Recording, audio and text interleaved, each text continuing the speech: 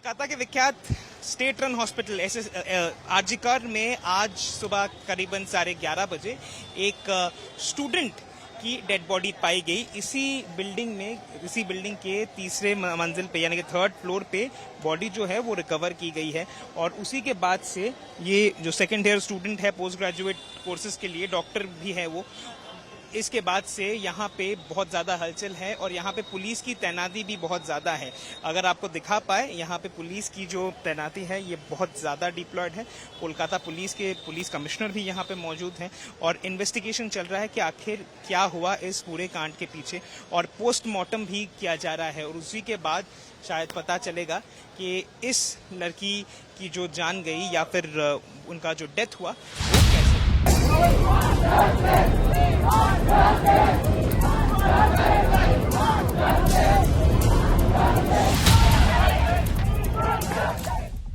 कोलकाता में lady doctor के साथ हुई हैवानियत ने पूरे देश को हिलाकर रख दिया है। लेकिन डॉक्टर के साथ हुई हैवानियत को लेकर सबसे बड़ा खुलासा किया है मृतका की पोस्टमार्टम और ऑटोप्सी रिपोर्ट ने।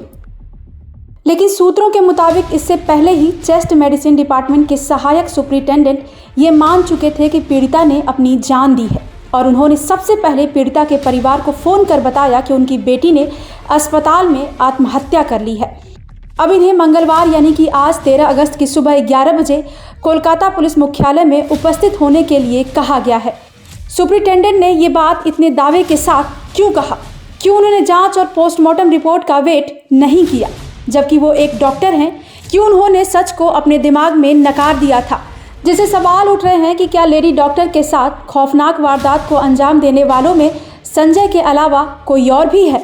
लेडी डॉक्टर के साथ इस भयानक अपराध की भनक क्या किसी और को भी है? ये जांच का विषय है। लेकिन जिस तरीके से चेस्ट मेडिसिन डिपार्टमेंट के सहायक सुपरिटेंडेंट ने जल्दबाजी में मर्डर को सुसाइड का नाम दिया, उससे वो अब जांच के घेरे में खड़े हैं और अब इस मामले को लेकर उनसे पूछताछ होगी।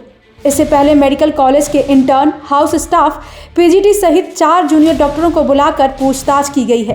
पुलिस सूत्रों का दावा है कि जब सेमिनार हॉल में पीड़िता के साथ बलात्कार और हत्या की वारदात हुई, ये सभी लोग उस रात ड्यूटी पर मौजूद थे। इनमें से 4 लोगों ने पीड़िता के साथ खाना भी खाया था। लेकिन जब पीड़िता के साथ हैवानियत हुई तो किसी को भी कानो कान खबर नहीं हुई। तो वहीं इस जघन्य हत्याकांड को आत्महत्या बताने वाले सुपरिटेंडेंट को भी पीड़िता के पोस्टमार्टम रिपोर्ट के बारे में पता तो चला ही होगा, जिससे मीडिया रिपोर्ट्स की माने तो खुलासा हुआ है कि डॉक्टर के साथ पहले रेप किया गया। इस दौरान उसे बुरी तरह मारा पीटा गया। उसके बाद गला और मुंह दबाकर उसे मौत के घाट उतार दिया गया। बता दें कि पीड़िता की आंखों में भी गहरे जख्म है, क्योंकि आरोपी संजय रॉय ने उसके चेहरे पर इतनी जोर से पंच मारा कि उसका चश्मा टूट गया। चश्मा आंखों में धंस जाने के कारण आंखों से खून निकला। मीडिया रिपोर्ट के अनुसार इसके अलावा मृतक के प्राइवेट पार्ट में गहरे जख्म मिले हैं। चेहरे से लेकर पैरों तक जगह जगह दांतों से काटने के निशान हैं। उसकी गर्दन टूटी हुई मिली है। ऑटोप्सी करने वाले डॉक्टरों का कहना है कि डॉक्टरों को चोटें सेक्सुअल पेनिट्रेशन और एंटीमॉर्टम है। दूसरे शब्दों में कहें तो लड़की को तब तक मारा पीटा गया जब तक वो जिंदा थी और अपने साथ हो रही दरिंदगी का विरोध कर रही थी। इससे पहले खूंखार अपराधी संजय को लेकर भी कई भयानक खुलासे हुए हैं।